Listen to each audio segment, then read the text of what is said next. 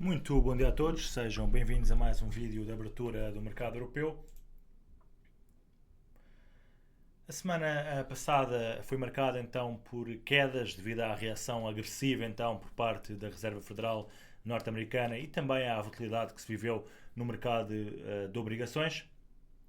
Também é provável que tenha contribuído para essas quedas o facto de quando os mercados tiveram um desempenho superior durante o mês, como aconteceu por exemplo com o Nasdaq, os gestores de fundos de investimento foram forçados a vender as ações que tiveram um desempenho superior para regressar então às ponderações da carteira de referência para os relatórios de final de mês. Portanto, tudo isto acabou por levar então a quedas no mercado acionista, com um calendário também económico para esta semana bastante preenchido. Começamos já hoje com os dados do PMI de manufatura chinês referente ao mês de maio, que saiu acima do esperado nos 51,7. Esperava-se um valor de 51,5. Portanto, a série de dados económicos da China ultimamente tem sido mista, embora existam alguns sinais de crescimento, como por exemplo o PIB do primeiro trimestre, que foi superior ao esperado, e a melhoria também das atividades comerciais em abril. Os participantes de mercado, os investidores, têm de gerir também a fraca procura interna, devido então ao fraco desempenho das vendas a retalho e dos dados da inflação, o que de alguma forma aponta aqui para uma recuperação desigual. Depois teremos também hoje à tarde os dados do ISM, índice de manufatura, o índice de emprego também, que servirá de leading indicator para sexta-feira para os dados do NFP, e também os dados do índice de novas ordens. Depois, na terça-feira, teremos aqui os pedidos de mercadorias duráveis referentes ao mês de abril, GOLTs também, portanto também um dado do mercado laboral que servirá também de leading indicator para os dados do NFP de sexta-feira, e teremos depois na quarta-feira os dados então do PIB na Austrália do primeiro trimestre. Referir apenas que o PIB tem vindo a aumentar, foi o nono aumento consecutivo do PIB trimestral, no trimestre que fechou em dezembro, e portanto os níveis mais normais do PIB da Austrália estão mais próximos de 3%, e o crescimento do PIB per capita cresceu então 0,2% no último trimestre. Espera-se agora também um aumento de 0,2% e uma variação anual de 1,5%. Na quinta-feira, o evento mais importante desta semana, a reunião do BCE. Na reunião de abril, o BCE revelou então uma maior confiança de que a inflação está no bom caminho para atingir o objetivo e abriu a porta então para um corte na taxa de juros nesta reunião de junho, de dia 6.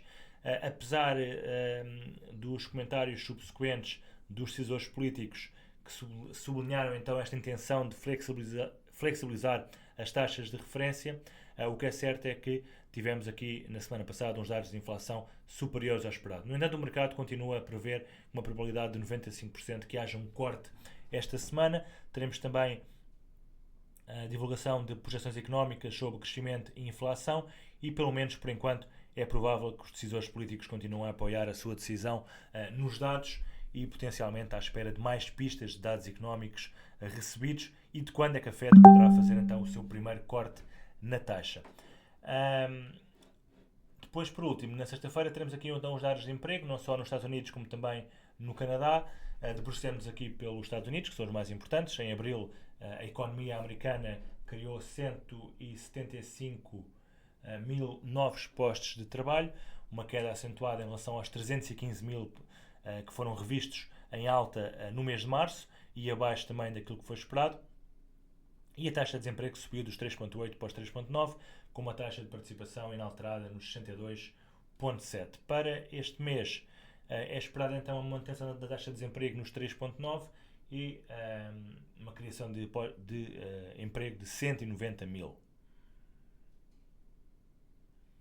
A taxa de participação também se deverá manter nos 62,7 e a remuneração média horária deverá permanecer também estável nos 3,9% em termos homólogos. Olhando para os mercados, depois de ter feito aqui então este resumo, a sessão asiática foi bastante positiva, como estamos aqui a ver.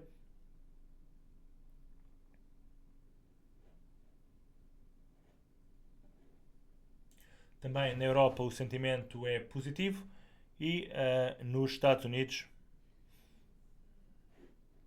isto também a contribuir para este sentimento positivo da sessão asiática esteve a Moody's, que aumentou a previsão de crescimento económico da China de 4 para 4,5% em 2024.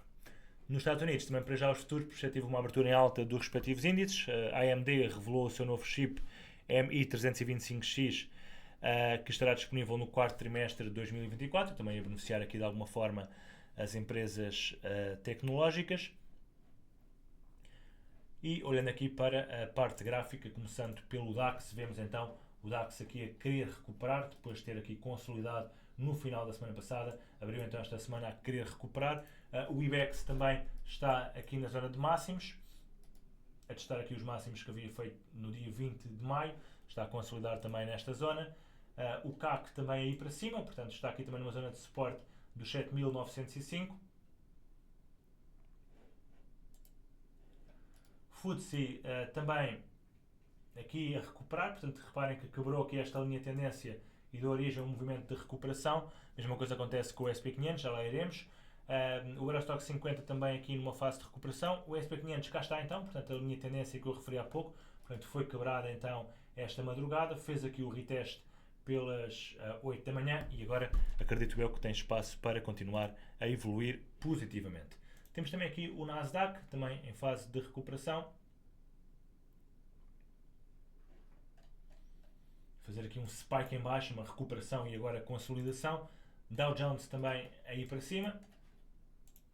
E o Russell 2000 também aqui a recuperar no dia de hoje. Olhando para as commodities, o petróleo continua aqui a negociar dentro deste range.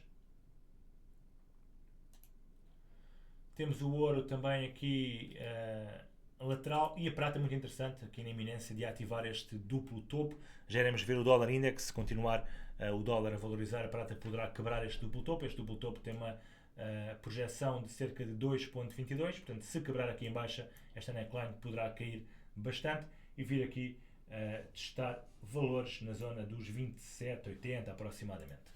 Temos o VIX também novamente a cair, a regressar abaixo dos 14 pontos e as T-Notes e as Bunds também a recuperarem. Olhando para outras commodities, aqui o milho está muito interessante, havíamos visto na semana passada que tinha quebrado este range em baixa, fez o reteste e está a vir para baixo, portanto está aqui ainda a 2% praticamente de distância do target teórico, que será aqui na zona dos 436,30 aproximadamente, target teórico deste triplo topo que aqui temos. Houve aqui um reteste e depois um regressar da tendência de baixa. Também aqui o gás natural voltou para cima, portanto quebrou novamente aqui o antigo suporte que agora funcionava como resistência em alta. Tem espaço para continuar a evoluir positivamente. O cacau continua aqui a consolidar junto do limite superior desta resistência dos 9.450. Se quebrar em alta, poderá também ser um bom trade para entradas longas. E o café também aqui fez um duplo topo. Está aqui a testar esta zona. Portanto, um teste aqui nesta zona pode ser interessante também para potenciais entradas curtas no café, com take profit aqui então no target teórico que aponta para a zona dos 214 mais ou menos. Olhando para o mercado cambial, temos aqui um dólar hoje bastante forte, o euro também relativamente forte, o CHF muito forte também, o ien também, portanto, ien, CHF, dólar, INZD as mais fortes, as mais fracas, AUD, CAD e também a Libra.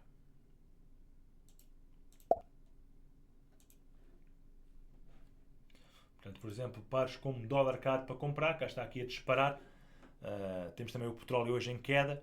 Há pouco não referi, mas o acordo da OPEP+, com os exportadores de petróleo, prolongou os cortes coletivos de produção de petróleo até 2025.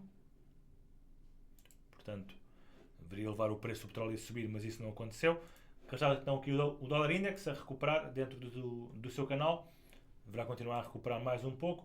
O euro-USD para já continuar a consolidar. A libra-dólar a cair bastante. Atenção que está aqui a formar um duplo topo. Se quebrar esta zona poderá acelerar ainda mais as quedas. O AUD-USD também vir para baixo. Também o NZD-USD a cair. E temos também aqui o euro-yen, libra-yen e dólar-yen. Portanto, com o yen bastante forte a ganhar força no dia de hoje. O euro-CAD completamente lateral. O dólar-CAD fortíssimo, conforme já havíamos visto. E o franco suíço também bastante forte, sobretudo em relação ao euro, em relação ao dólar mais lateral, mas em relação ao euro, atenção que está aqui na iminência de quebrar os mínimos de 31 de maio. Por último, mercado de criptomoedas. Hoje negociei então de forma positiva. Bitcoin valoriza quase 2% para a zona dos 69 mil dólares. Por hoje é tudo. Ficamos então por aqui. Um bom resto de dia a todos e bons negócios.